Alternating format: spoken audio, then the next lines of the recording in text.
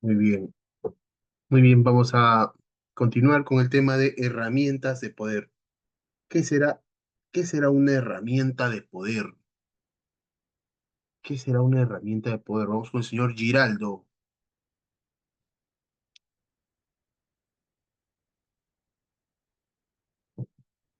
Señor Giraldo, por favor, active su micro y coméntenos para usted qué es una herramienta de poder.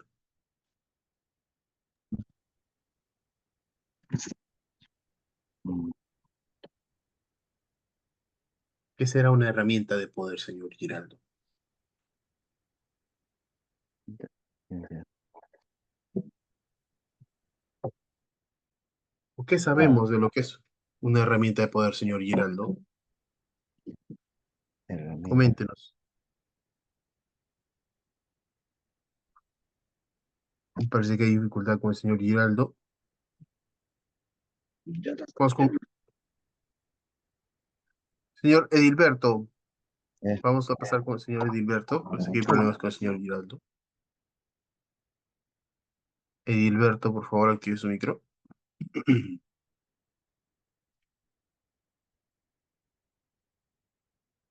Sí, está bien. Sí, acá nos podemos equivocar Son, antes, son adelante. herramientas que necesitan energía. Ya, son herramientas que necesitan energía. Bien. Jean-Paul Quispe, Herramienta de poder que todo lo que son motores, que a la vez de que trabajas de un motor, ya, una característica también, puede ser. Señor Junior Guerra de Sagitario, señor Junior. Para usted, Junior, ¿qué será una herramienta de poder?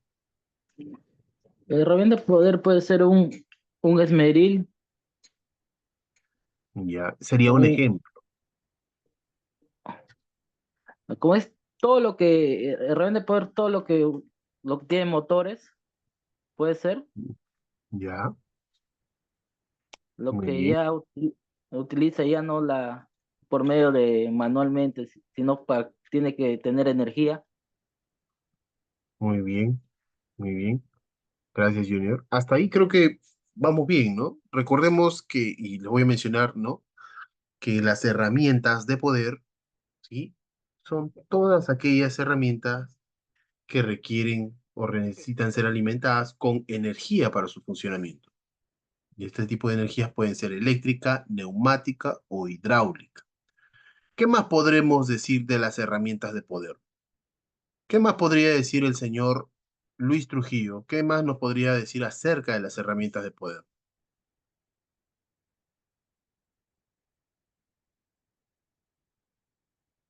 Luis Trujillo está presente, por favor, active su micro.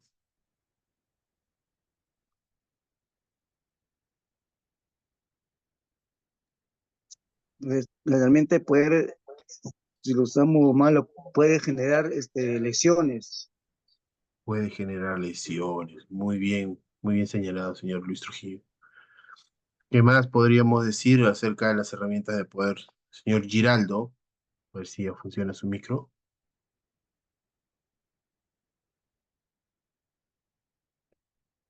Mm, puedes usar peligro o físico. puede causar peligro. Peligro es algo existente, ¿sí? El riesgo es lo que se puede ocasionar, ¿sí? Hay que tener presente esto. Mm, ¿Y por qué debemos de capacitarnos en el uso de herramientas de poder, señores? Jean-Paul, por favor, active su micro. para tener el conocimiento de, o sea, digamos, para qué función está fabricado, ¿no? Esa herramienta, ¿no? Ya. Y señor Jean-Paul, coméntenos qué herramienta de poder comúnmente utiliza, por favor. Bueno, yo soy operador, yo uso mayormente, más que todo mi llave de ruedas, ¿no? Mi llave de ruedas cuando se me baja la llanta, para poder cambiar más que todo, ¿no? Ya, Ujú. ok. Junior, la misma pregunta, Junior. Ya, En mi caso, la moldadora. Ya. ¿Y por qué debemos de capacitarnos en herramientas de poder? Y eso mayormente porque es un poco más riesgoso. A veces cuando el cable de repente no te das cuenta que esté pelado, lo agarras y te puede pasar corriente, te puedes electrocutar, todo eso. Y creo que ahí es más sensible en esas herramientas, en el taladro, Ok, cuando no le ajustas bien la, la broca, no le pones bien la broca, puede volar la broca, todo eso y puede haber peligro. ok. Bien, bien, señores, gracias, Junior. Siempre que llegamos a este punto, la mayoría, ¿no? Todos coinciden, muchos coinciden en el que debemos de capacitarnos, bueno, porque las herramientas son peligrosas, pueden ocasionarnos daño, ¿no? Podemos incluso hasta perder la vida por una mala manipulación, ¿no? Así como perder algún miembro de nuestro cuerpo, de nuestra extremidad, puede ser un dedo, una mano, ¿no? Cuántas situaciones que se han dado, accidentes, ¿no? Que pueden ser traumáticos, ¿no? Que podríamos estar expuestos a sufrir si no hacemos el uso o no empleamos correctamente su uso, ¿no? En líneas generales, la mayoría considera que es para poder evitar accidentes, pero muchos y muy pocas personas de pronto no rastrean el hecho de que una persona no solamente se puede accidentar puntualmente, sino también puede desarrollar alguna enfermedad ocupacional, ¿sí? Entonces, y casualmente entramos con esta diapositiva haciendo esta pregunta porque miren lo que nos comparte la OIT, ¿no? La OIT en uno de sus reportes que hace nos dice que 3 millones de trabajadores mueren al año por enfermedades o accidentes de trabajo, ¿sí? En su titular nos dice, accidentes laborales y enfermedades relacionadas con el trabajo causan la muerte de unos 3 millones de personas cada año y lesiones a otros 395 millones, indicó hoy un informe de la Organización Mundial del Trabajo, ¿no? La Organización Internacional del Trabajo. Eh, en su primer punto, solamente vamos a leer ese primer punto donde nos dice, las muertes relacionadas causadas por enfermedades cardiovasculares representan un 32,3% del total, mientras que las neoplasias malignas, como tumores, y provocan un 27,5%. Ahí ya tenemos más del 50%. ¿Sí? De estos fallecimientos, las dolencias respiratorias un 14,2%. Casi tenemos ahí un 75%, si no me equivoco, un poco más. Y mientras que los accidentes por heridas de trabajo un 11,2%, ¿no? Entonces, eh, hay algo que no se está haciendo bien en líneas generales, y es cierto, posiblemente nos estamos cuidando de no sufrir accidentes puntuales que nos puedan generar alguna discapacidad o incluso perder la vida, sino que estamos dejando pasar de pronto no usar correctamente los FPs como los respiradores, ¿no? O de pronto no tener un control, un monitoreo de ambientes de trabajo, o no usar correctamente, por ejemplo, los mismos guantes, etcétera, ¿no? Todos estos pueden desencadenar en desarrollar una enfermedad ocupacional que a la mediano plazo o a la larga nos va a terminar quitando la vida, ¿no? Entonces tenemos que tener en cuenta que no solamente debemos de cuidarnos para poder evitar accidentes puntuales, sino también para evitar desarrollar enfermedades ocupacionales. Dentro de nuestro territorio, el Ministerio de Trabajo también hace un informe mensual, donde nosotros tenemos aquí lo que se elaboró en febrero, ¿no? Donde indican pues los accidentes de trabajo notificados, ¿no? O los reportes de accidentes de trabajo, de enfermedades, ya sean accidentes mortales o no mortales, como incidentes peligrosos, ¿no? Curiosamente, eh, de las 30.070 notificaciones que se registraron en febrero de manera oficial, ¿no? El 97,26% se registraron como accidentes laborales. El 1,56% se registraron como incidentes peligrosos. Acá hay una incongruencia para las personas que conocemos de cerca un poco esto, sabemos que siempre, ¿no? El número de incidentes siempre es superior al número de accidentes de trabajo, ¿no? Hay una escala que normalmente se mencionaba, ¿no? Que más o menos era así, que por cada 10 accidentes, por cada 10 incidentes, uno se reflejaba como accidente, ¿no? Entonces, acá hay una diferencia de que los incidentes peligrosos no se están registrando como debería. Si fuese una lectura real, seguramente estaríamos hablando de 3 veces más, ¿no? O 4 veces más el número de notificaciones que dieron, donde indicarían que los incidentes peligrosos es mucho mayor que los accidentes, ¿no? Manifestados, ¿no? Luego hay un 0,62% para lo que es enfermedades ocupacionales en el mes de febrero y un 0,55% para lo que serían accidentes mortales, ¿sí? Accidentes mortales. También hace una gráfica donde hace una separación según la actividad económica, donde curiosamente los que más destacan por su participación en el accidente son las industrias manufactureras, las actividades inmobiliarias y el comercio por mayor y menor de reparación de vehículos, ¿no? Como lo que son talleres mecánicos, este tipo de rubros donde seguramente la seguridad no está muy bien empleada o muy bien aplicada. Luego están los transportes y almacenamientos, luego está construcción con un 9,19% y finalmente lo podemos encontrar casi más al fondo, ¿no? Explotación de minas y canteras con un 5,64% de participación en lo que serían accidentes ocurridos en febrero.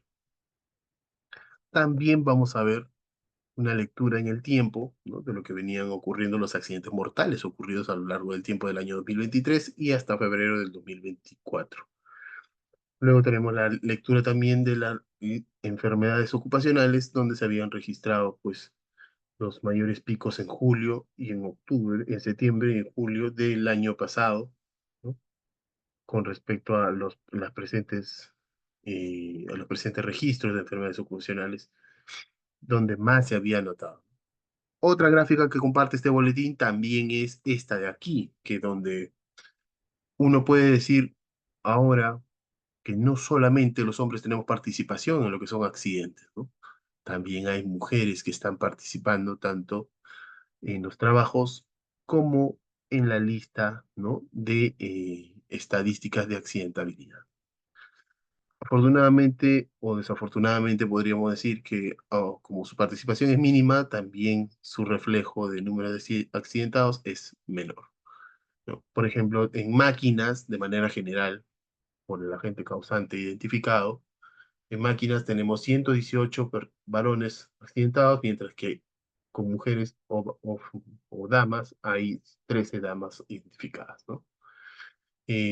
Otros aparatos como herramientas eléctricas manuales, podríamos decir que hay 29 varones y 7 damas, ¿no? Y así hemos podido relacionar algunos tipos de accidentes según su agente causante, donde, ¿no? Ya hay una separación de los sexos, tanto de varones como de mujeres, y podemos ver que las mujeres también ya tienen su propia participación. Esta es una tabla seguramente para no discriminar a las mujeres también que son parte de los accidentes, ¿no? Los accidentes no discriminan a nadie, ¿no? Otra de las razones por las cuales recibimos la capacitación, más allá de la estadística, ¿no? De no ser parte de las cifras, es que existe una ley, la ley 29783, la ley de seguridad y salud en el trabajo. Esta ley establece normas mínimas para la prevención de riesgos laborales y a través de sus decretos, el 005 del 2012, donde se aprueba el reglamento para la aplicación de la ley, ¿no? Donde te dan las pautas para poder implementar políticas de prevención de riesgo, a vigilar su cumplimiento, identificar, evaluar, prevenir y comunicar los riesgos de trabajo a todos los trabajadores. Básicamente nos dicen cómo implementar un sistema de gestión de seguridad y salud en el trabajo y cómo aplicarlo de acuerdo al rubro o a la actividad económica que se desarrolla en las organizaciones, ¿no? Obviamente está el Decreto Supremo 024 del 2016, donde se estima también, ¿no? Las pautas de qué son trabajos de alto riesgo, ¿no? Por lo cual, dentro de los puntos que se resalta son las capacitaciones específicas como las que estamos llevando el día de hoy. Bien, ¿por qué suceden los accidentes, señores? Vamos a hacer la pregunta. ¿Por qué suceden los accidentes con herramientas de poder? ¿A qué creen que se deban sus causas o sus razones? Vamos con el señor Giraldo. Giraldo, por favor, active su micro.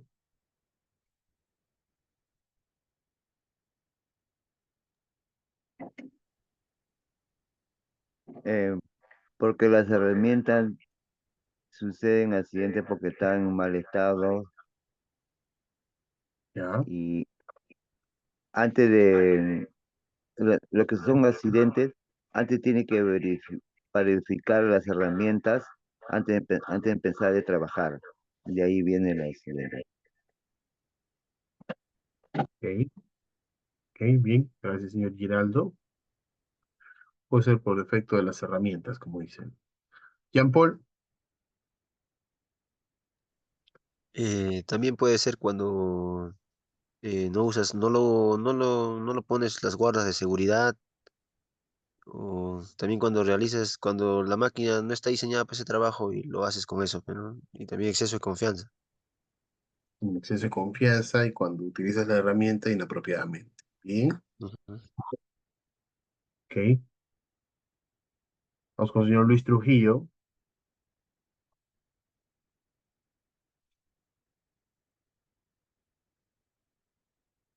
Luis Trujillo, por favor, coméntenos para usted por qué cree que se dan los accidentes de trabajo con herramientas de poder. Porque no está en un buen estado y por el mal uso de las herramientas. Ya, usted ha puesto dos factores, como que uno es el personal por no estar concentrado, me pareció escucharlo, y el mal uso de la herramienta. Ujú, claro. Ok, ok. Eh, ¿quién, quién comentó? Señor Giraldo, ¿no?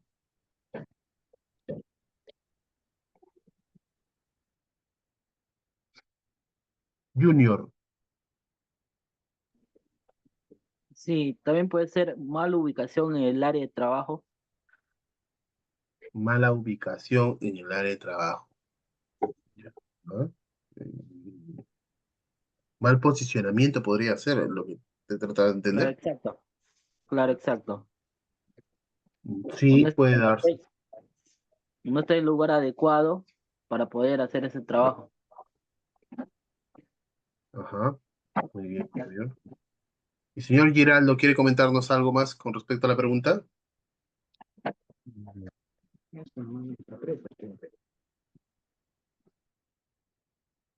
Ok, bien. Vamos a hacer la explicación de esta diapositiva, de este punto, donde vamos a encontrar algunas de las razones por las cuales normalmente se accidentan las personas. Comúnmente, casi todos coinciden en el punto número 4 que vamos a mencionar. Vamos con el primero, donde creo que uno de los compañeros mencionó, acerca de los equipos y herramientas defectuosas.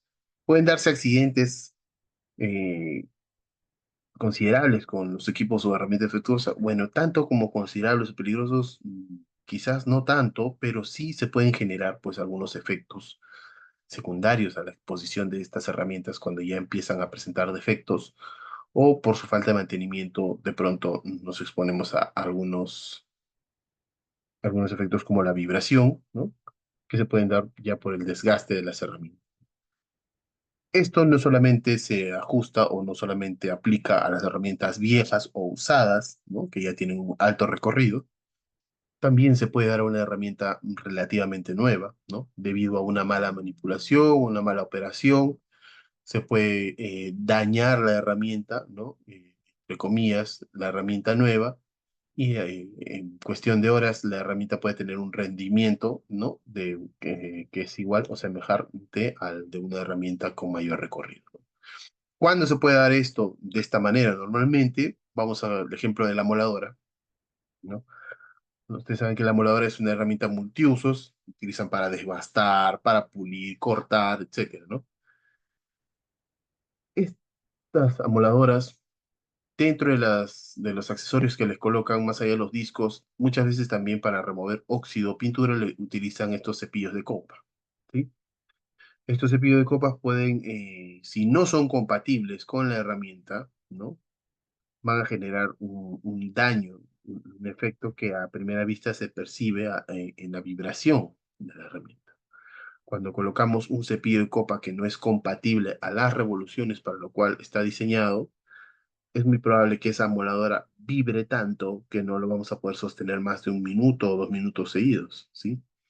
Va a vibrar demasiado que no lo vamos a poder soportar y bueno, pues, y las personas que considerarían que está bien o que se debe continuar trabajando, lamentablemente están cometiendo un error en este momento, ¿no? Estos deben de saber de que el cepillo de copa en su base, ¿no? Debe tener grabada las revoluciones por minuto que va a soportar o para el cual está diseñado y debe ser compatible con las revoluciones por minuto que te ofrece la amoladora. Si no son compatibles, va a generar este defecto, que es un exceso de vibración, como lo dije hace rato, ¿no? El primer impacto lo vamos a sentir en las manos, pero el segundo impacto es que esta herramienta internamente también está recibiendo daños, también está maltratándose por dentro. Al final del día, si nosotros hemos continuado con esta herramienta dándole con ese cepillo de copa, al final del día esta herramienta va a tener un rendimiento similar o igual que una herramienta con mayor recorrido. Entonces, puede ser una herramienta nueva, pero si ha recibido un maltrato, es posible que tenga un pésimo o un rendimiento ya muy fatigado, ¿no? Como consecuencia de esto puede presentarse, pues, ¿no? Los excesos o los niveles de vibración más alterados. Por otro lado, pasando al siguiente punto, ¿no? Están los procedimientos. Para manipular ciertas herramientas o la mayoría de las herramientas, los procedimientos se sacan normalmente del manual de operaciones, ¿no? Muchos de estos se ajustan a lo que dice el manual, ¿no? Dentro de los trabajos que se van a realizar. Pero también existen procedimientos de trabajo que se deben de comunicar, se debe enfatizar para que todo el equipo de trabajo que va a realizar ciertos trabajos estén atentos, ¿no? Estén a la vanguardia a los movimientos o a los trabajos que se están haciendo. Siempre que llego acá, yo llego a esta parte para poder explayar un poquito de la experiencia que tengo. Así como ustedes, yo también me he capacitado. En alguna ocasión recibimos un curso de investigación de accidentes, donde se generó un accidente en una empresa en Colombia, en la selva, donde estaban haciendo estos tipos mantenimiento de tanques petroleros, ¿no? Donde almacenan su petróleo. Entonces, en uno de estos tanques les estaban colocando la cobertura del techo, la parte alta. Estaban colocando un techo metálico. Y dentro del trabajo, o ya con el trabajo avanzado, ¿no? La actividad consistía en que había una grúa que levantaba unas planchas metálicas, ¿no? Y en la parte alta del tanque habían 3 trabajadores quienes recibían esta plancha, la acomodaban y entre ellos había un soldador, ¿no? Que la aseguraba y la fijaba. Entonces, al tercer día de este ritmo de trabajo, ya habiendo empezado la obra, llega un supervisor destacado de otra obra, ¿no? Para poder dar soporte o apoyo, ¿no? En este proyecto. Llega al mediodía y en el transcurso de la mañana, bueno, llega en la mañana, pero el transcurso de la mañana y al mediodía decide hacer cambios, ¿no? Del ritmo de trabajo. Si el procedimiento era o indicaba que la grúa levantaba una plancha, ¿no? Una por una, el supervisor se percató de esto y pensó que si la grúa levantaba más planchas, ¿no? Habría menos tiempo muertos aprovechados en la parte de arriba, la gente estaría trabajando, avanzando más y se puede ahorrar el costo del alquiler de la grúa, ¿no? Aparte, se puede realizar en menos tiempo el trabajo. Esa fue su visión o ese fue su objetivo. Entonces, pasa el mediodía, ¿no? Da la orden de que esta grúa leve 3 a 4 planchas para que las personas que están arriba vayan acomodando, ¿no? Entonces, al final del día, estas personas no pudieron asegurar todas las planchas. Muchas de estas quedaron puestas encima, dando la sensación de que estarían aseguradas, ¿no? Llega el día siguiente, como toda jornada laboral, su charla de los 5 minutos, ¿no? De prevención, su oración, etcétera, su revisión de arneses, todo. Excelente. Llega el momento que tienen que subir los trabajadores y justo en un momento en la parte alta, como era de costumbre, ¿no? Ellos, plancha que habían dejado, plancha que habían asegurado. Entonces, en un momento los tres estaban pisando la misma plancha, ¿sí? Pero dos de ellos justo se habían desenganchado, ¿no? No estaban enganchados a su línea de vida. Bueno, en realidad eran los tres, pero la otra persona estaba pisando desde el otro extremo de la plancha con la punta del zapato. Cuando él mueve el pie, siente que la plancha se gira y sus dos compañeros de trabajo caen 14 metros de altura, ¿sí?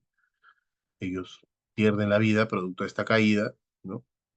Y en el análisis del accidente se determina pues que la causa inmediata fue el hecho de que estas personas no se anclaron a su línea de vida, no se engancharon, asumen que por eso se habían caído.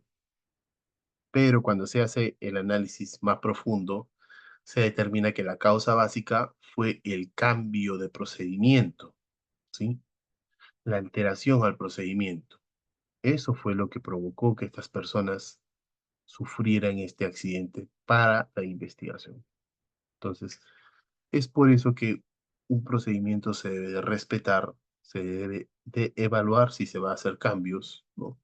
Si se va a modificar, se debe de reevaluar para ver qué posibles consecuencias puede traer, ¿sí? En el caso de este accidente, el procedimiento de alguna manera no se respetó con buenas intenciones de sacar adelante el trabajo, se asumieron más riesgos sin percibir que estos podían estar más cerca de lo previsto, ¿no? Entonces, hay que respetar los procedimientos. Si el procedimiento te indica hay que tener cuidado de esta forma, de esta manera, entonces hay que tomarlo en cuenta. Y otro de los factores son el no usar el EPP adecuado, ¿no? Y los factores personales, sabemos que no usar el EPP adecuado es un acto subestándar propio de la persona, hay que siempre usar correctamente los EPPs. Y como factores personales, recordamos que somos seres humanos que podríamos tener problemas en casas, ¿no? Y de pronto algún pariente enfermo, la mamá, el hijo, la esposa, ¿no? Que podrían estar de alguna manera desconcentrándonos del trabajo. Entonces hay que tener en cuenta ese tipo de situaciones, comunicar y ver y evaluar qué posibilidad hay de que uno no esté cerca de la operación de una herramienta, porque una desconcentración podría, ¿no?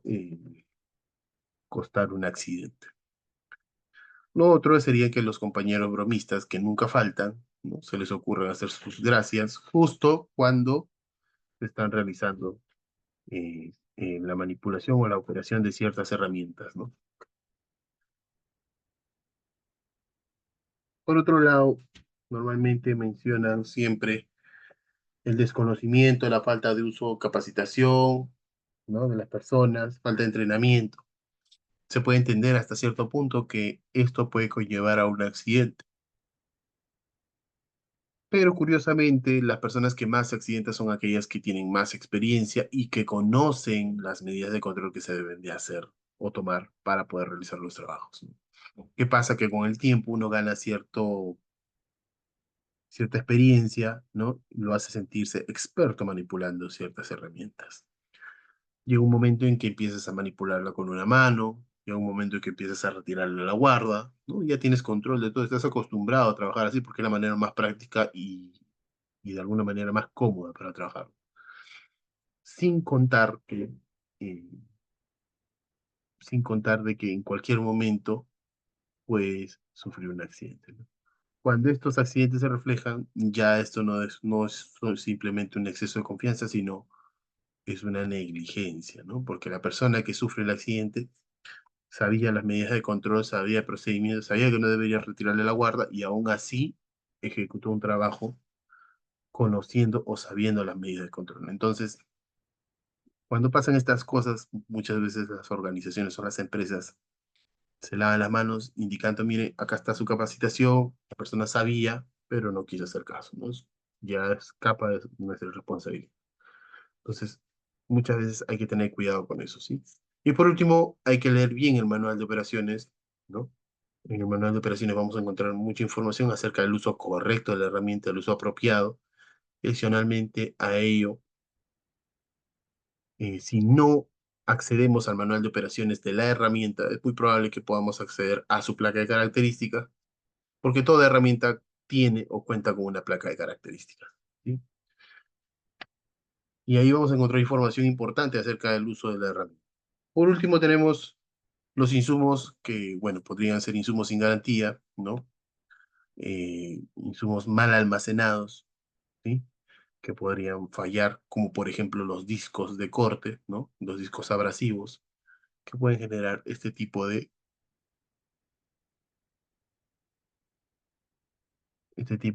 consecuencias, ¿no? Como romperse a la hora de utilizarlo.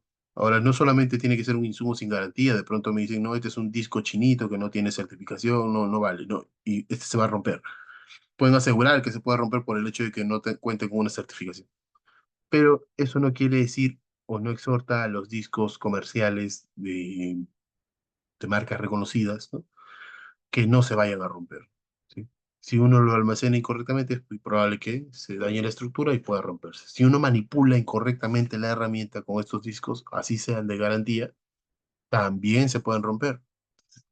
Hay que tener mucho cuidado a la hora de seleccionar y manipular las herramientas.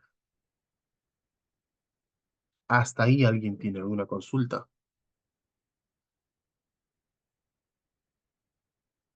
Bien. Aquí podemos ver algunos riesgos o efectos que se pueden producir, ¿no? A la hora de manipular las herramientas, como el ruido, la vibración, cortes, electrocución, fracturas, golpes, incendios, proyección de partículas, así como atrapamientos. Como pueden ver en imagen, ¿no? Ahí hemos reflejado algunas de las consecuencias que se pueden dar por la manipulación de las herramientas, ¿no? De poder. Para,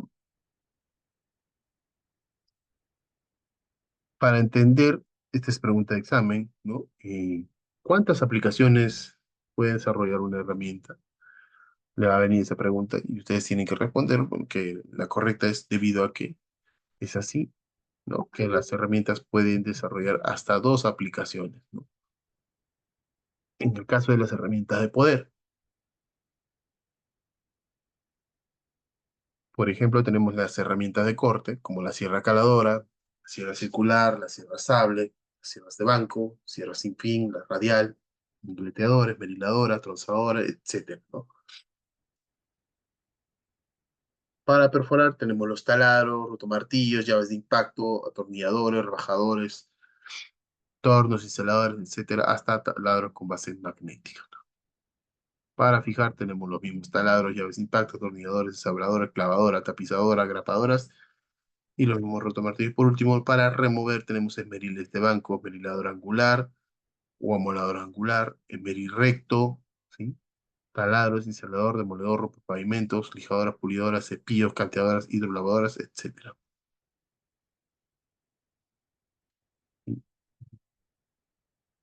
Vamos a dar 10 minutos de receso para poder continuar, ¿sí? Y continuamos con la segunda parte para poder luego, posteriormente a ello, pasar al examen, ¿ok? Vamos a dar 10 minutos, señores, y retornamos, ¿ok?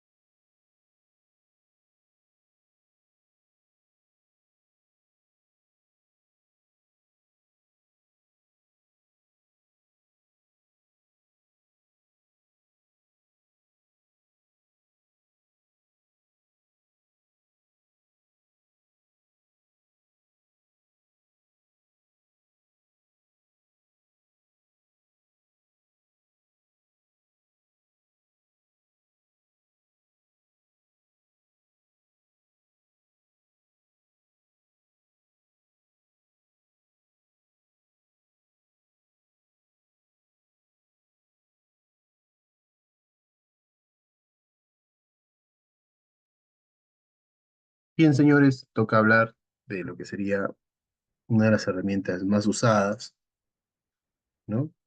Por ende, también es una de las herramientas que más accidentes ha generado, ¿no? Recordemos que eh, a mayor exposición tengamos a una herramienta, es más probable que estemos cerca de sufrir un accidente, ¿no? Es por eso que hacemos esta capacitación, ¿no? Para poder de alguna manera, ¿no? Evitar sufrir los accidentes. Hemos visto las aplicaciones de las herramientas, ¿no? Como habíamos mencionado en el examen de venir, cuántas aplicaciones por herramienta puede realizarse y ustedes tienen que responder dos como máximo, ¿no? Bien, la siguiente es una moladora o esmeril angular, ¿no? Como podemos ver en imagen. Vamos a identificar sus partes, ¿sí? Vamos con el señor Edilberto Trujillo. Edilberto, por favor, active su micro.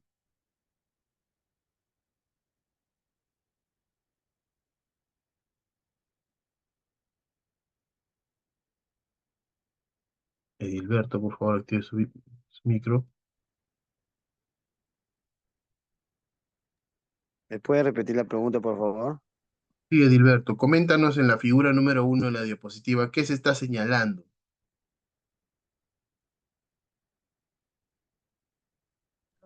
No se, no se puede ver la figura. Eh, Estoy proyectando, a ver, voy a volver a proyectar. Me confirma si puedes visualizarlo.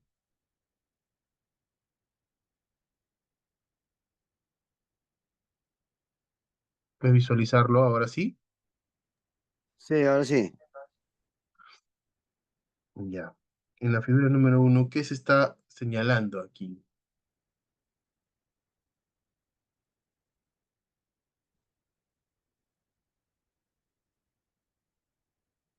¿Reconoces esta parte de la moladora? Ese es para cambiar el disco, para presionar, para que la máquina esté fija. Ya, muy bien. Tiene un nombre comúnmente llamado trabador de disco. Este es su botón trabador de disco. Bien. Es cierto lo que nos dice Edilberto, ¿no? Es un botón que sirve para trabar el giro del disco y para poder cambiar. Recordemos que en el caso de las amoladoras, ¿no? Siempre hay que desconectarlas de su fuente de energía, ya sea neumática, eléctrica o incluso de la inalámbrica, ¿no? Hay que desconectarla para poder realizar el cambio del disco, ¿no? Para poder realizar el cambio tenemos que presionar ese botón y usar la llave correspondiente. En la segunda imagen tenemos un botón de un modelo de amoladora en el cual se, se puede de alguna manera entender que este botón es para que todo este elemento de la amoladora se pueda rotar a cualquier lado, ¿no? Se acomode a la posición de la mano. Normalmente ya es un modelo descontinuado. Difícilmente vamos a encontrar esto en nuestro centro de trabajo, ¿no? Pero estaba ahí como referencia de que existe, ¿no? Lamentablemente tiene un mal fin porque se roba este botón y termina sin quedarse firme en ninguna posición y se termina robando ese diseño, ¿no? Luego tenemos la figura 3, vamos a llamar la figura 3 al señor Jean-Paul Quispe de Trujillo. Señor Jean-Paul Quispe, ¿qué tenemos en la figura 3? ¿Qué nos puedes mencionar acerca de la figura 3?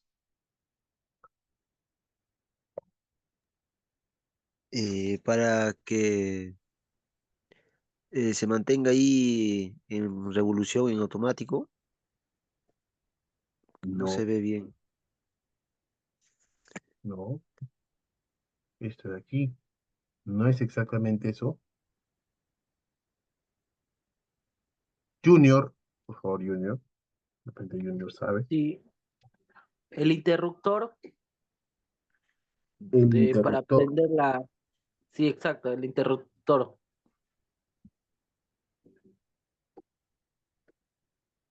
El interruptor, dice.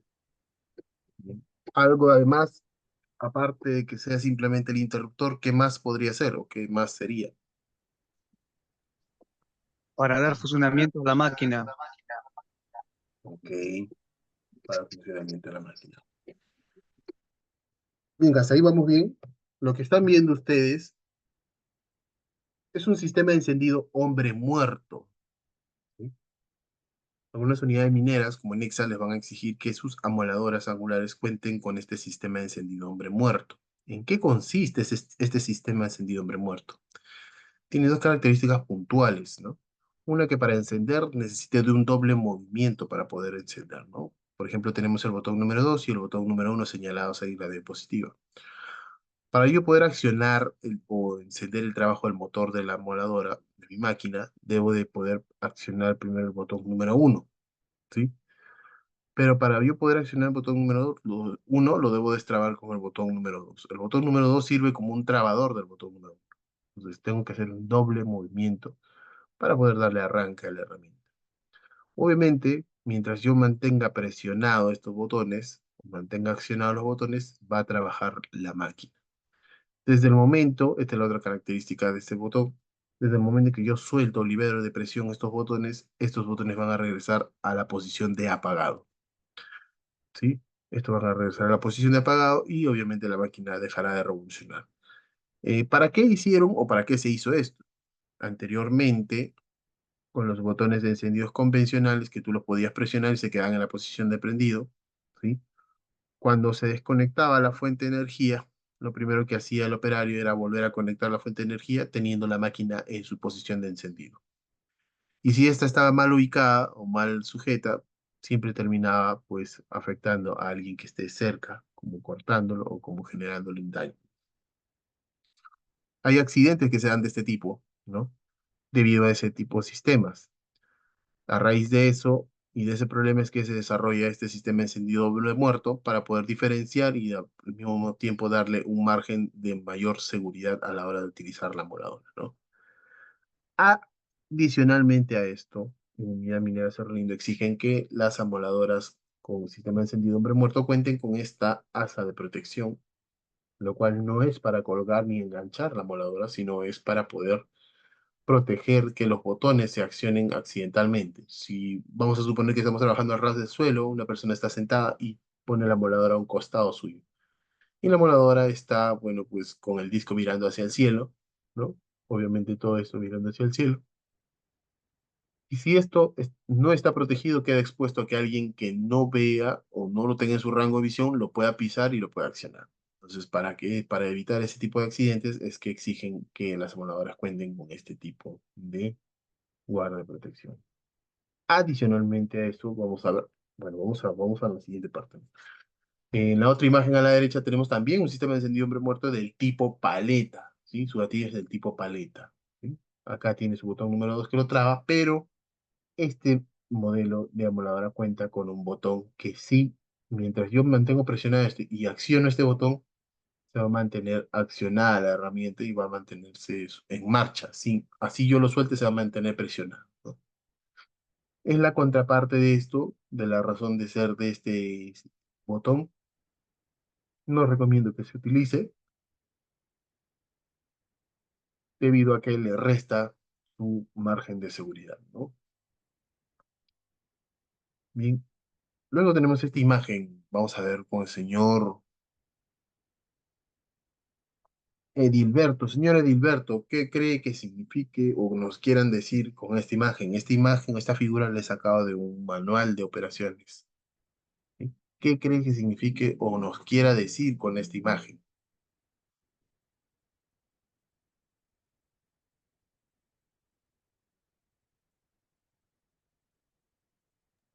Las moladoras tiene que tener siempre el mango de seguridad. Ya, pero ¿qué más nos podrá decir esta figura? ¿Cómo lo podríamos interpretar si lo encontramos así en el manual y no te dice nada abajo? Tenemos que colocarlo en su lugar. Ya. ¿Qué más? Vamos a ver con el señor Jean-Paul Quispe. Jean-Paul. Que está diseñado para la posición adecuada, ¿no? Esos son los tres puntos que puedes colocarlo al mango para que pueda hacer el uso correcto, pero no la emuladora. Ya. Junior, coméntanos para ti, ¿qué podrá significar? Y a lo que veo que eso puede ser la posición en que puede ir los mangos para poder sujetar la moldadora. ¿Ya? Las tres, los tres lugares donde se puede poner adecuado para poder trabajar con la amoldadora. Ok. ¿Alguien que tenga algún concepto o alguna idea de que esto no es exactamente así?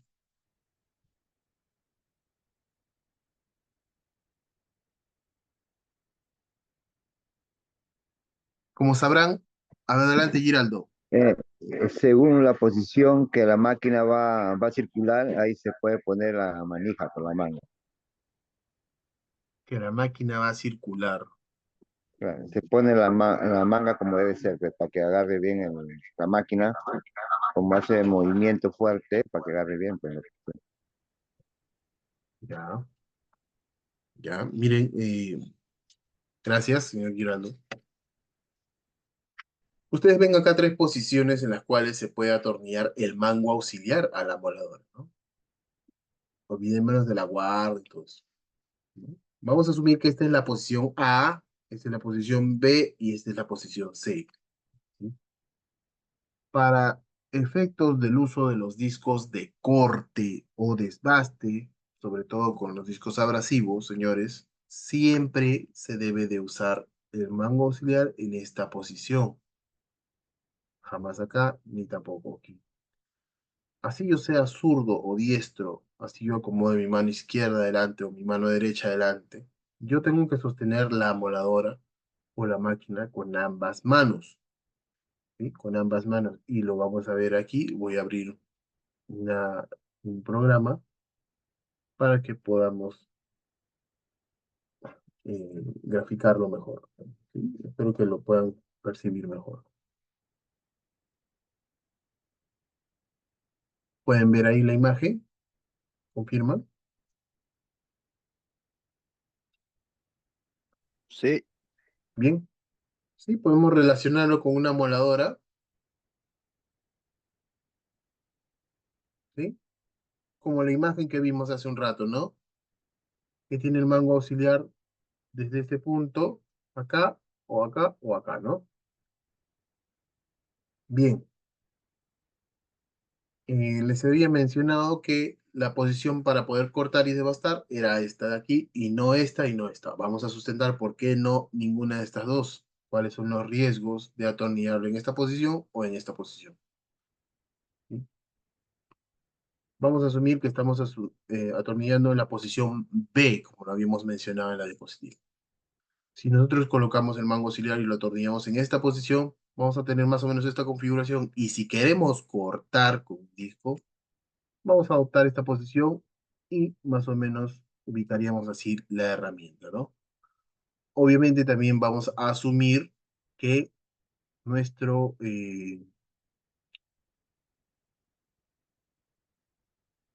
nuestra posición sería más o menos aquí, ¿no? Parados, sosteniendo con una mano acá y con la otra mano aquí, donde está el gatillo, ¿sí? Vamos a asumir que la línea de corte y de trazado, ¿sí? Que la línea de corte eh, es esta, ¿sí? Vamos a asumir que es esta. Vamos a asumir que la dirección de avance de trabajo va a ser hacia adelante para acá, ¿sí? Y tenemos que tener en claro, ¿no? ¿Cuál va a ser el sentido de avance, el sentido de giro del disco, ¿sí? Si yo estoy, recordemos que toda moladora tiene en esta parte grabada, ¿sí? Acá, una flecha grabada, indicando el sentido de giro del disco. En esta posición el sentido de giro se pone así. Va a girar hacia ese lado. Si yo estoy sosteniendo la herramienta en esta posición, yo estoy parado aquí, sosteniéndola desde esta mano y con esta mano, en esta posición se afloja el mango auxiliar. los que van a probar, espero que no lo hagan porque es muy peligroso, se va a aflojar por la inercia del sentido de giro, ¿sí? Adicionalmente a ello, aquí ocurren dos fenómenos que se pueden presentar cuando nosotros vamos a manipular la moladora. Uno es que cuando nosotros vamos a intentar cortar o devastar con este disco, el sentido de avance va a ser para allá y el sentido de giro es inverso, ¿no? Si lo comparamos con una rueda del coche, estaríamos yendo en contra, ¿no? En contra de la dirección de avance, ¿sí? Entonces, al someterlo en contra, pueden ocurrir dos cosas. Una, que se rompa el disco, ¿no? Mientras estamos utilizando, y la otra es que si se traba mientras está cortando y no se rompe el disco, lo más probable es que esta máquina, por inercia del sentido de giro, va a tomar una ruta, va a tomar una ruta y se va a dirigir, pues, del disco, o el eje del disco se va a dirigir hacia nuestro vientre o entrepiernas, ¿sí? Hacia esa zona, porque el mango auxiliar no va a ofrecer ninguna resistencia, ¿ok? Es peligroso. Vamos a tratar de ver un video donde pasa este accidente, ¿ok? ¿Qué pasa? ¿Qué pasa con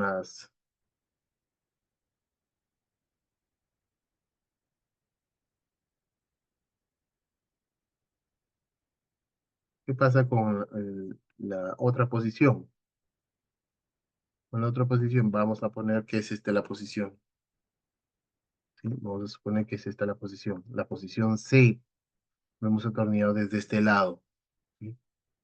En este punto podríamos, si no se rompe el disco, si se trabase y si se trabara, vamos a ver el sentido de giro del disco. El sentido de giro del disco va a ser el mismo porque está en la misma posición. Lo que cambió fue la ubicación del mango auxiliar. Si yo estoy avanzando y si el disco se rompe, se va a ir el disco, ¿no? Su eje de giro del disco se va a ir hacia nuestra rodilla o nuestros pies, ¿sí?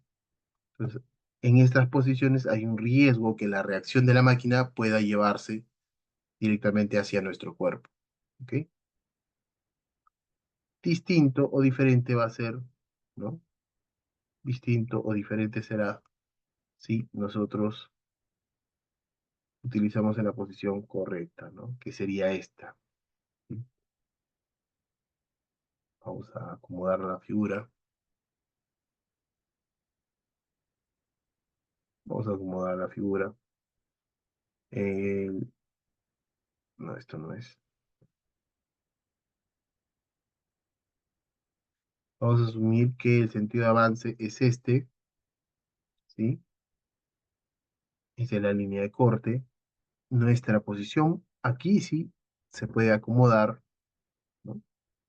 Ya sea de la línea de corte detrás de la herramienta o de la línea de corte de este lado de la herramienta, ¿ok?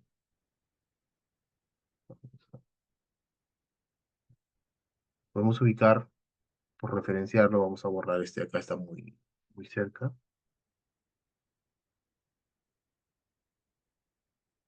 Aquí más o menos. ¿Ok? Nos ubicamos así. El sentido de giro del disco ya no va a ser inverso, va a ser hacia adelante, ¿no? Va a ser hacia adelante, ¿no? El avance va a ser hacia adelante. Si en este punto nosotros vamos a decir la probabilidad de que se rompa es menor, a menos que desarrollemos una ligera torsión, ¿no? Si hay una torsión mientras estamos cortando, es posible que se rompa el disco, ¿no? Y si no se rompe el disco, va a haber un trabamiento. Si se traba el disco mientras estamos cortando, el disco va a llevar la máquina y va a buscar esta dirección, hacia adelante y hacia arriba. Y en esa posición, o sea, con todo y máquina, no se va directamente hacia el cuerpo de la persona que lo está manipulando, ¿sí? A diferencia de las otras posiciones, porque tiene el sentido de giro del disco invertido, sí busca su reacción natural, sí buscaría, ¿no? Bu- eh, el cuerpo de la persona que lo está manipulando. Entonces, la posición correcta con respecto al sentido de giro es esta, ¿no? Que el ángulo, se debe formar una especie de ángulo entre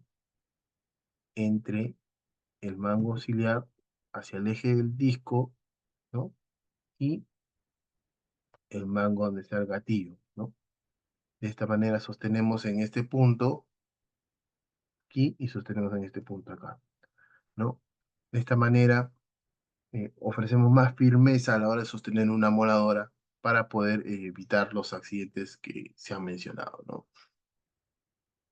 Y ya sabemos ahora por qué debemos de ubicarnos y debemos sostener la herramienta en esta postura, en esta posición, el mango auxiliar, ¿sí? Esa es su posición natural para poder trabajarlo, ¿sí? Debido al sentido de giro del disco. ¿Alguien tiene alguna consulta ahí para hacerla antes de cerrar el AutoCAD?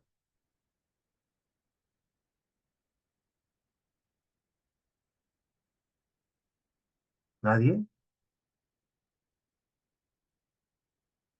Bien, esa es una manera de cómo me he podido yo desarrollar para poder esto explicarnos con respecto a la posición del mango auxiliar, ¿no? Y la posición de la persona que debe de adoptar para poder manipular una moladora angular, ¿sí? Es muy peligroso si no conocemos estos riesgos. Hace poco tiempo, ¿no? Con un grupo de trabajo, un pariente mío también hizo lo mismo. Trabajó en la posición, colocó bien el mango auxiliar, ¿no? Se posicionó bien, pero le dio para atrás, ¿no? Le dio en sentido contrario. Y no cortó ni 10 centímetros y se le reventó el disco. Literalmente explotó el disco. Afortunadamente para él, la guarda estaba bien colocada y todos los fragmentos quedaron depositados sobre la moladora o debajo de la moladora, en ese punto, a la altura de la guarda. No repartió ningún retazo de ninguna otra parte, ¿no? Vamos a volver a abrir la diapositiva para continuar con la explicación, ¿sí? Y muchos dirán, ¿y entonces para qué está esto y para qué está esto? Vamos a explicarlo. ¿Para qué están? Para esto. Algunas amoladoras cuentan con variador de revoluciones y les da la opción de trabajar como pulidora. Entonces, puede atornillarse desde este lado hasta este lado, ¿no? Y usarse con este tipo de mango especial que es para el trabajo de pulido. Cuando no hay el recurso, cuando no tenemos el recurso de adquirir este mango auxiliar, bueno, si vas a pulir, se puede atornillar en la otra parte, ¿no? En la posición B, como la habíamos mencionado en la diapositiva de los mangos auxiliares. ¿Ok? Con respecto a esta imagen que vemos acá, podemos ver que hay dos modelos de mango auxiliar, ¿no? Uno simple, ¿no? Y el otro con antivibrador, ¿no? Antivibrador. Cuando uno va a hacer trabajos más extensos, ¿no? Usando la moladora, entonces se recomienda usar este tipo de mangos auxiliares, ¿no? Que tengan ese mecanismo que reduce de cierta forma el impacto de la vibración. Otros mecanismos que vamos a encontrar en algunas máquinas, por ejemplo, este plástico negro que vemos acá, no crean que es cualquier plástico. Este plástico también cumple la función de amortiguar los excesos de la vibración de la moladora. Así como esta parte de acá, ¿no? Así como esta parte de acá. De cierta manera, reduce los efectos de la vibración. ¿Sí? Luego la guarda, sabemos la importancia de la guarda, sus arandelas, ¿no? Las arandelas estas en dos caras, una parte plana y la otra parte con una ranura en el centro, que se adaptan a la deformidad que podamos encontrar en los discos, ¿no? Hay discos que tienen una forma cóncava en el centro, por eso estos discos se acomodan a esa posición porque tienen mayor área de fijación. En cambio, la parte plana es para discos que son netamente planos o rectos. Bien, y de la postura que debemos adoptar con respecto a la posición y el sentido de giro del disco, ¿sí? Una recomendación adicional: nunca hay que bloquear las ranuras donde se respira la herramienta. Hay que fijar las piezas que se van a cortar, tanto la que se va a conservar como la que no se pretende conservar, ¿no? porque a la hora de romperse o se puede abrir o se puede morder el disco y puede generarte ahí un accidente. Entonces siempre hay que fijar y evitar que se caigan estos elementos. La guarda tiene que ir en dirección a la persona que la opera. La guarda no es para desviar las chispas y apuntarlas a otro lado. No, la guarda es para protegerte en caso de que se rompa el disco. Si el disco se rompe y la guarda está así, no te va a pasar absolutamente nada. Pero si el disco se rompe y la guarda está girada para, no sé, botar las chispas en otro lado, olvídate. Entonces es muy probable que algún retraso pueda alcanzarte. Si estás en la línea o sobre la línea de corte. ¿Sí? Hay que tener en cuenta eso. Otra recomendación adicional de las emuladoras, bueno, este es el cepillo de copa, ¿no? Cuando se va a hacer estos trabajos hay que empezar desde la parte plana hacia los bordes, nunca entrar por los bordes. Si trabajando de esta manera, este cepillo de copa va arrojando los alambres uno por uno, va arrojando las diferentes direcciones, cuando ésta impacta en un borde o una arista, este va a botar más alambres en mayores cantidades, ¿no? Y el riesgo es peligroso, ¿no? Otra recomendación adicional, hay que usar biombos aquí porque estos siempre se están proyectando en las diferentes direcciones. ¿Sí? Y por último, colocarle el cepillo de copa adecuado para las revoluciones indicadas, tanto en el cepillo de copa como en la placa de características. Ahí vamos a encontrar, ¿no? La información acerca de, ¿no? Con cuántas revoluciones por minuto trabaja, con cuánto de diámetro trabaja, ¿no? Cuánto voltaje, amperaje, potencia, incluso si es doblemente aislada, como podemos ver en este pictograma, ¿no? Este pictograma es un indicador de que la herramienta es doblemente aislada.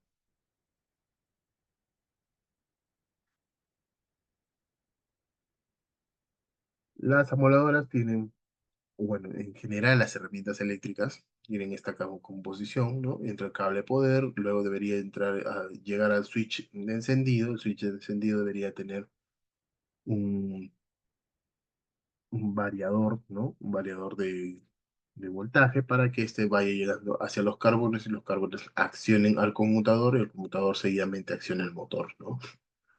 Luego el motor, vamos a ver unas paletas, estas paletas de ventilación para hacer circular el aire internamente y al mismo tiempo trabajan como separación de los engranajes, ¿no? Para que estos en una forma distinta, una forma angular, puedan hacer el cambio de dirección. Es por eso que las amoladoras se llaman amoladoras angulares o esmerilangulares, ¿sí? Porque transmite su rotación, la rotación del eje del motor a través de unos engranajes en un ángulo recto, un ángulo de 90 grados. ¿Sí? Es por eso que se llama esmerilangular.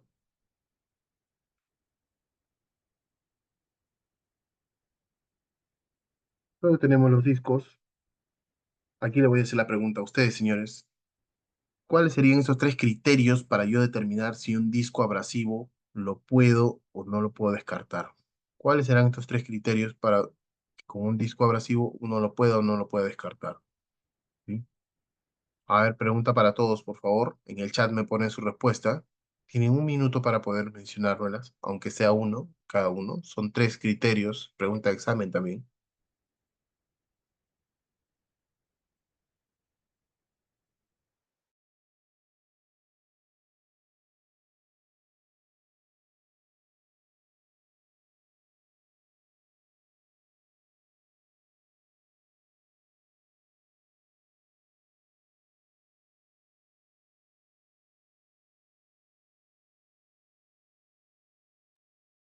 Disculpe, ¿cuál es la pregunta? Hagámoslo de manera oral mejor. ¿Cuáles serán estos tres criterios para yo descartar el uso de un disco abrasivo? Como podemos ver en la diapositiva, tenemos dos discos abrasivos, el centro y a la izquierda. Uno es de corte, el otro es de desbaste. ¿Cuáles deberían ser los criterios para poder yo rechazar, ¿no? Su utilización?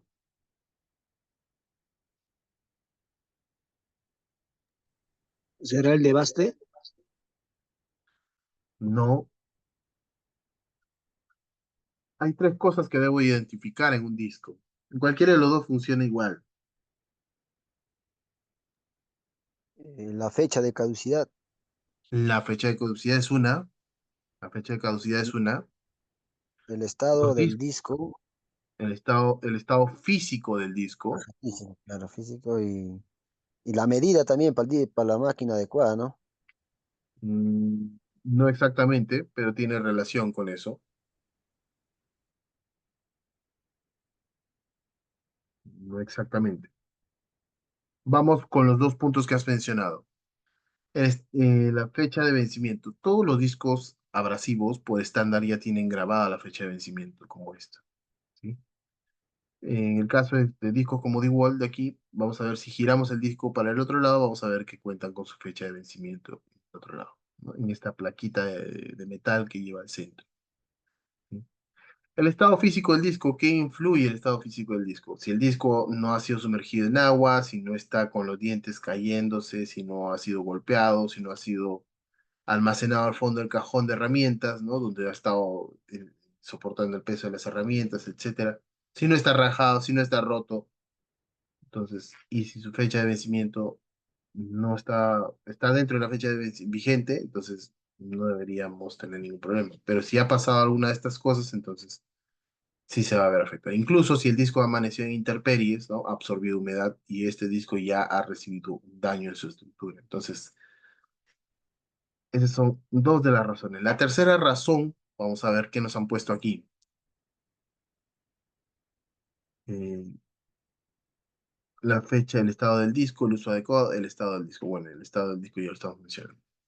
La tercera razón, que no está mencionado, es las revoluciones por minutos que te ofrece el disco. ¿Sí? Recuerden esto, las amoladoras de 9 pulgadas están revolucionando en 6.600, 6.650 revoluciones por minuto.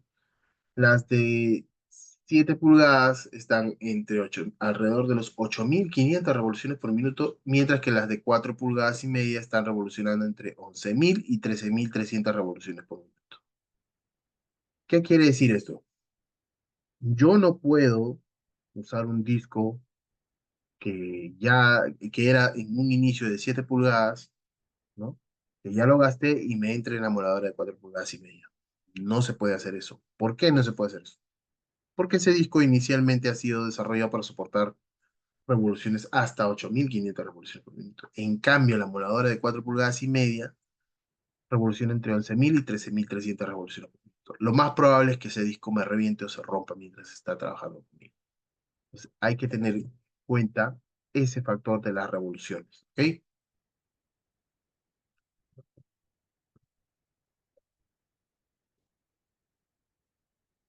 Luego tenemos un disco diamantado, segmentado, que es para cortar concreto, ¿no? Este disco es de 9 pulgadas, sirve para cortar concreto o piedra, ¿no? Luego tenemos un disco diamantado continuo, que es para cortar cerámico, ¿no? Luego tenemos un disco para cortar madera, que tiene un símbolo translúcido prohibido. ¿Por qué tendrá este símbolo translúcido prohibido, señor?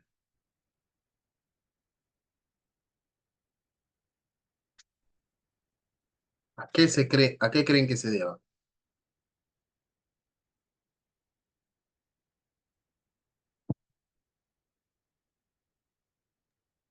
Eso no es un disco diseño para, digamos, para una carpintería, para esas máquinas.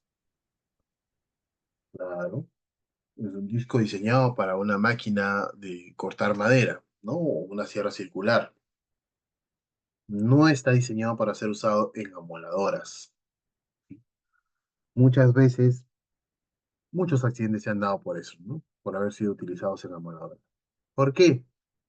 Porque es un disco que a la primera, ¿no? A la primera torsión que recibas, te va a emitir un zapateo terrible que es difícil de controlar. Como ustedes recordarán, la amoladora tiene una guarda limitada, ¿no? No es tan, no cubre casi todo el disco, ¿sí? A diferencia de la sierra circular, que la sierra circular tiene una guarda más eficiente, ¿no? Pueden ver ahí, vamos a tratar de proyectar. ¿Me confirman si pueden ver la sierra circular que tengo en la mano? ¿Pueden ver? Acabo de Sí, activar mi cámara. Sí, sí, ¿Sí? sí, sí, sí se ve. Listo. Sí, sí sí, se ve. Primero voy a retirarle su fuente de energía, que es la batería. ¿Sí? Bien. A diferencia de la moladora, la sierra circular cuenta con una guarda más completa que cubre casi el 100% de la circunferencia del disco, ¿no? Adicionalmente, dentro de su guarda tiene un segmento que su guarda se retrae, ¿no? Con una especie de resorte se retrae.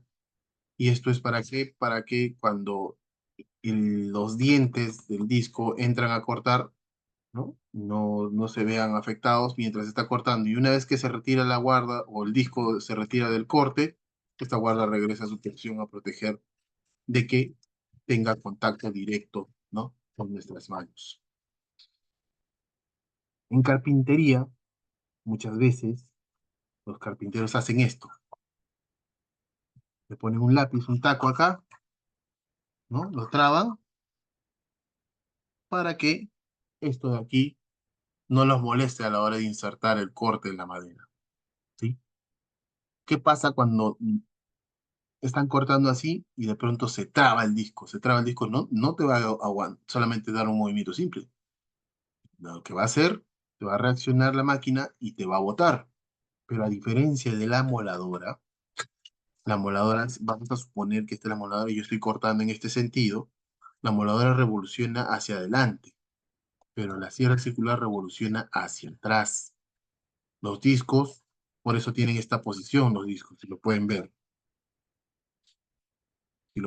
¿no? Los discos tienen este sentido, porque van cortando de esta manera. Y es por eso que muchos carpinteros sufren accidentes, se pierden dedos, ¿no? Parte de la mano. ¿Por qué? Porque traban la guarda y cuando se le genera el famoso zapateo, se les viene para atrás, ¿no? Y terminan exponiéndose a los dientes de la sierra circular, ¿no? A la fuerza que va esto, es imposible poder esquivarlo. Con la moladora, a diferencia de la moladora, que es más grave todavía, la moladora revoluciona mucho más que una sierra circular. Ustedes ven en la diapositiva, ¿no? Este disco, que es de 4,5 pulgadas, tiene como máximo de tolerancia 9.000 revoluciones por minuto. Entonces, ¿qué nos quiere decir? Que una sierra circular de 4,5 pulgadas está revolucionando alrededor de las 9.000 revoluciones por minuto. La moladora de 4,5 pulgadas te ofrece entre 11.000 y 13.300 revoluciones por minuto. Entonces, es más violento. Las personas que han cortado exitosamente con una moladora se habrán percatado que han quemado la madera, se ha cristalizado y se ha quemado el disco también, ¿sí? Cuando cortan, la madera sale oliendo a humo, porque ya se está quemando la madera, ¿sí? No te ofrece un corte limpio.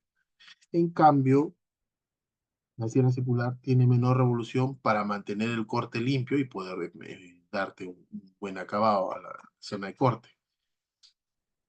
Esa es la ventaja que tiene. Adicionalmente, a diferencia de la moladora, la sierra circular tiene una placa, ¿no? En la parte inferior, que sirve como guía para que uno impulse, ¿no? Con peso, impulse y haga el corte recto, ¿no? La moladora no tiene eso, la moladora se tiene que guiar por nuestro pulso, y es por eso que también tiene el sentido de giro contrario. Y cuando uno va a avanzar con la moladora, tiene que procurar que el sentido de giro sea hacia adelante, no hacia atrás, ¿sí? Es por eso que hacíamos la explicación con el AutoCAD y con la imagen de las diapositivas anteriores, ¿ok? Bien, voy a cortar acá la cámara para poder pasar a la diapositiva. En el siguiente disco que vemos, sí es un disco para cortar madera con amoladora, ¿sí? Obviamente no tiene esta configuración, ¿no? Y adicionalmente eso puede soportar revoluciones hasta 13.800 revoluciones por minuto, ¿sí? Y para mayor detalle, este disco tiene la capacidad de que si encuentra clavo en el camino de la madera, también lo va a cortar, ¿sí? Cumple con esa característica. Luego tenemos un disco Polyfan, que ya sabemos que es para poder despastar, sacar brillo, o afilar cuchillos, o de pronto devastar cordones de soldaduras, ¿no? Para trabajos más limpios. Y luego tenemos un disco pulidor de concreto y un cepillo de copa. ¿Ven esta parte de acá? Acá viene la información del cepillo de copa. Debe venir grabado de cuántas revoluciones por minuto es tolerante o es compatible este cepillo de copas. ¿Sí? Hasta ahí, ¿alguien tiene alguna pregunta?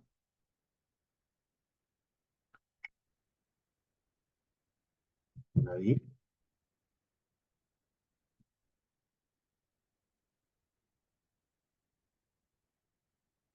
Bien, señores, vamos a continuar. Voy a tratar de avanzar un poquito más de esto. Aquí, ¿no?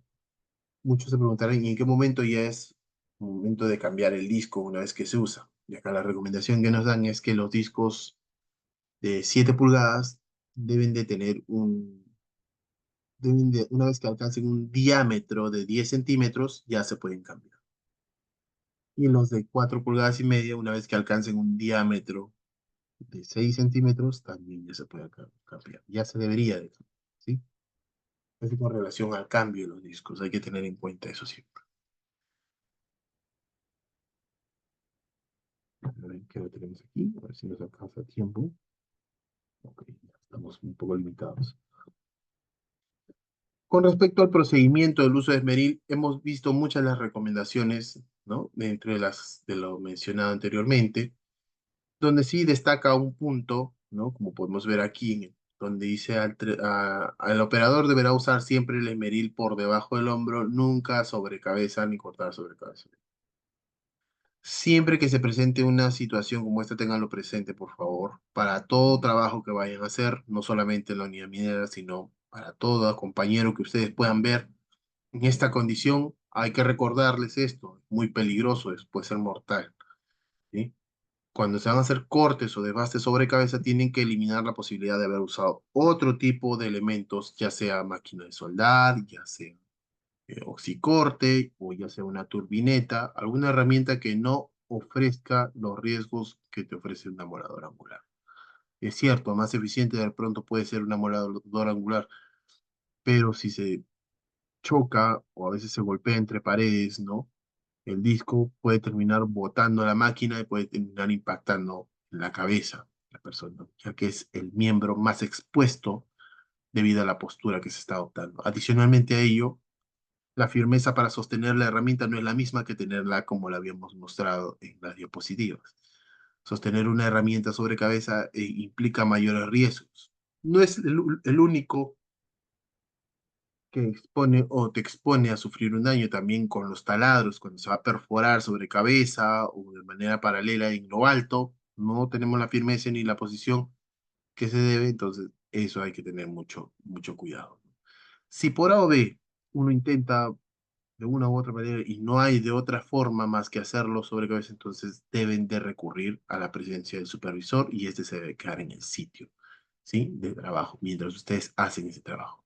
¿Sí? Hay que tomar todas las medidas preventivas y de cuidado, porque esto es una actividad muy peligrosa. Hace 2 años, perdón, en Chincha, una obra, una persona intentó hacer esto, intentó cortar en la parte alta con una voladora, eh, le gana, le gana las revoluciones del disco, le gana la máquina y el disco con la máquina encendida se le va al cuello, ¿sí? Se le va al cuello, cortándose la garganta y como consecuencia de esto perdió la vida, ¿sí? Entonces hay que tener mucho cuidado, ¿ok? Y después el resto de lo mismo son las mismas recomendaciones, siempre hay que eh, ajustar, desajustar, cambiar los discos con su llave, hay que desenergizarlo, van a cortar tornillos, tuercas, hay que tener una bandeja, ¿no? Un tablero donde podamos afianzar estos y que no se puedan rodar, ¿no? Más recomendaciones adicionales a eso. La única forma de cambiar un disco es usando su llave, ¿sí? Usando su llave. ¿Sí? Bien, vamos a adelantar un poco, vamos a hablar acerca de los taladros. Sabemos que existen una variedad de taladros, taladros para atornillar, para perforar, percutar, ¿no? Y también están los taladros neumáticos. Una característica diferente entre los taladros es que si un taladro cuenta con un mango auxiliar es porque tiene la capacidad de generar un torque reactivo. Tiene la potencia para poder hacerte daño, ¿sí? Si el taladro no cuenta con eso es porque internamente maneja o cuenta con un embriague que ayudaría a mitigar esos efectos de los torques reactivos. Luego, eh, vamos a encontrar también las llaves o atornilladores de impacto, ¿no? O neumáticas, que trabajan como eh, llaves y atornilladores de impacto. Vemos que llaves son las que son compatibles con los dados, ¿no? Los dados que se conectan en su pin, como podemos ver aquí, ¿no? Y los atornilladores son los que tienen pues un encastre para una punta hexagonal de menor diámetro, ¿no? Como las que vemos acá, ¿no? Para eso se atornilla y se coloca aquí. En este caso Bosch sacó uno que es esto bifuncional, pues se le puede conectar tanto dados como puntas de encastre como la que vamos a ver aquí.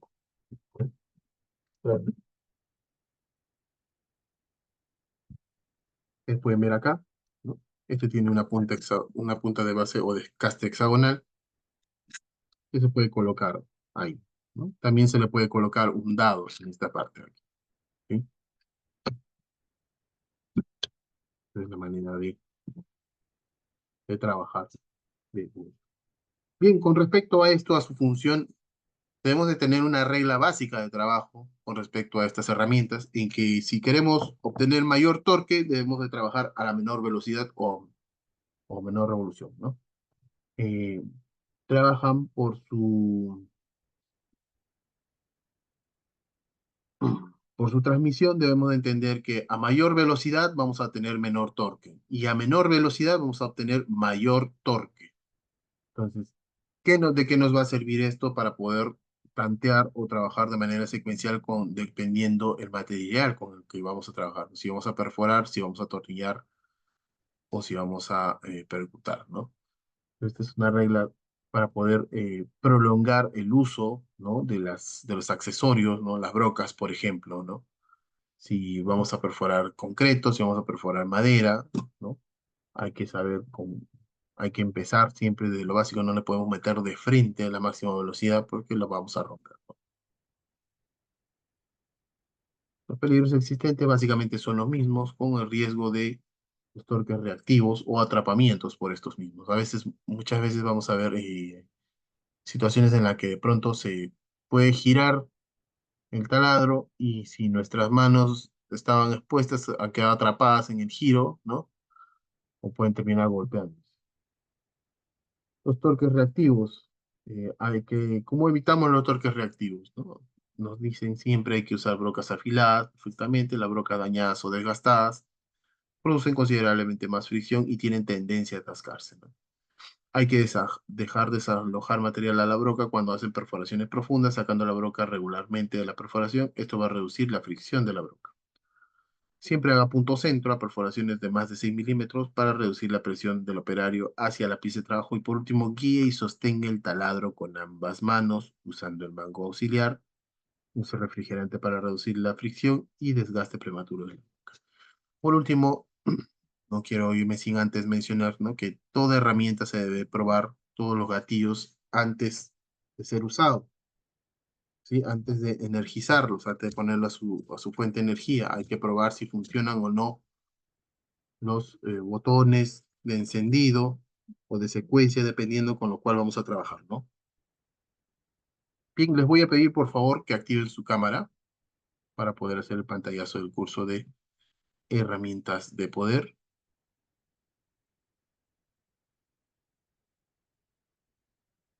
Vamos a hacer un pantallazo, por favor, para poder pasarles el link del examen. ¿Ok?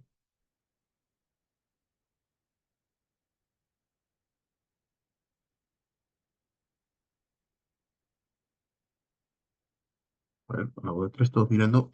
Uno, dos, tres. ¿Listo? ¿Se pueden apagar su cámara, señores? En breve les comparto el link del examen.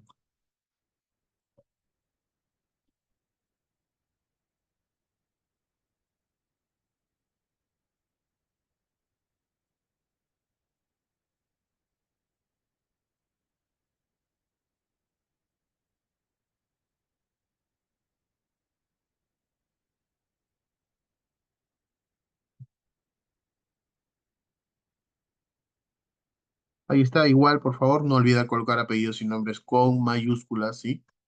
Correctamente. ¿Sí? La nota mínima para aprobar es 16, ¿ok?